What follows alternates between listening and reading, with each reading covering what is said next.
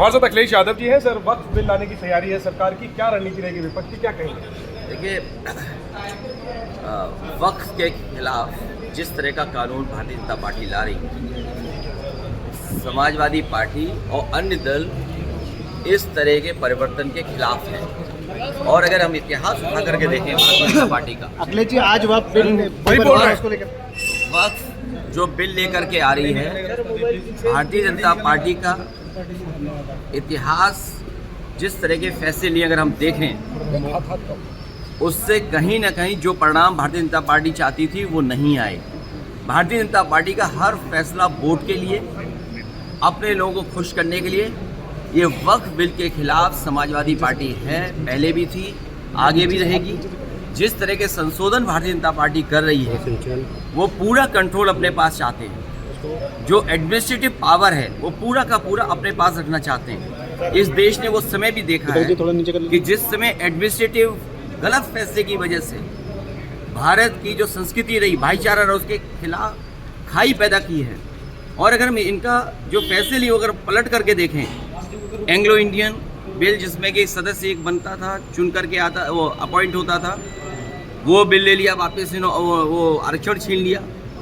आरक्षण Anglo Indian का छीना, नोटबंदी से रुपया छीना, लेकिन भ्रष्टाचार बढ़ गया, रुपए आज भी निकल रहे हैं। जीएसटी कानून लाए, उधर व्यापारियों का सब कुछ छिन गया, दिन भर वो केवल जीएसटी का चक्कर काट रहे हैं। तो जीएसटी हो, नोटबंदी हो या अन्य फैसले हों, ये छीनने का काम करते हैं, लोगों का कुछ न कुछ छीनने का काम करते हैं। वक्फ के माध्यम से ये कहीं न कहीं संदेश ये देना चाहते हैं कि अपना वोट बैंक ठीक कर लें, क्योंकि नौकरी दी नहीं, रोजगार दिया नहीं, किसान की आय दोगुनी हुई नहीं, तो इनका वोटर भी इनसे नाराज़ है। देखिए, जिस वोटर को ये तुष्टीकरण कहते थे, हम लोग तुष्टीकरण कर रहे हैं, क्या ये तुष्टीकरण नहीं दे रहे हैं, कर रहे हैं किट बांट कर। अभी ईद पर जो किट दी है, क्या ये तुष्टीकरण में नहीं आएगा? क्योंकि इनको पता है इनका वोट खिसक गया है।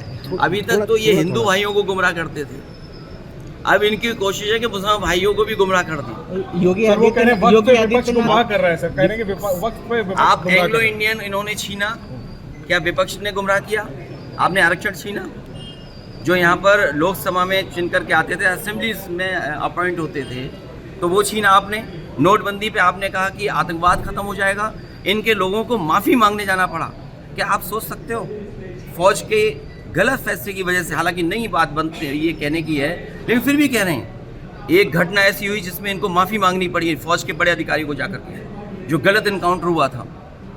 तो इन्हीं की वजह से आतंकवाद बढ़ रहा है। नोटबंदी फैसला लिया, क्या भ्रष्टाचार नहीं बढ़ा? एक व्यापारी उत्तर प्रदेश में, जिसके इत्र व्यापारी था, कारोबारी, 250 करोड़ रुपए निकला था नोटबंदी के बाद, और ये कहा गया समाजवादी पार्टी का है।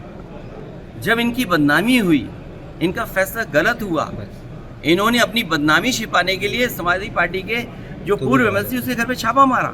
तो जीएसटी सरलीकरण कह रहे थे, इसी लोकसभा में आज़ादी की तरह जश्न मना था जीएसटी का। जीएसटी से क्या व्यापारी संतुष्ट है? जीएसटी से करप्शन बढ़ा, महंगाई बढ़ी, और व्यापारी के सामने संकट पैदा हो गया। For exclusive and insightful videos, subscribe to our new channel ABP Live Premium. For exclusive and insightful videos, subscribe to our new channel ABP Live Premium.